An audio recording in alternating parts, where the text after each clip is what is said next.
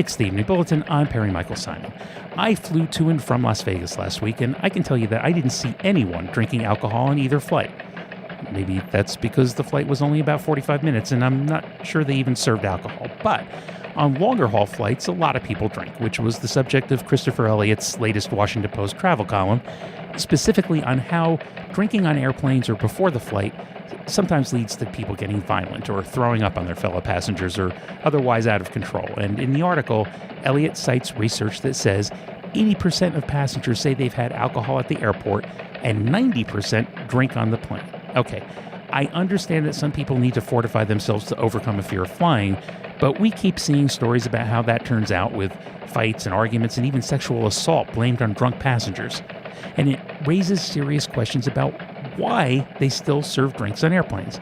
I imagine the profit margin is pretty persuasive, but do we want flight attendants to have to serve as mid-air bouncers or other passengers?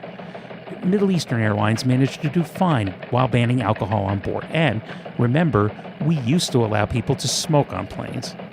Really, people should be able to make it through even a long flight without a drink. And if you can't, you probably need to address your problem and maybe ride the bus.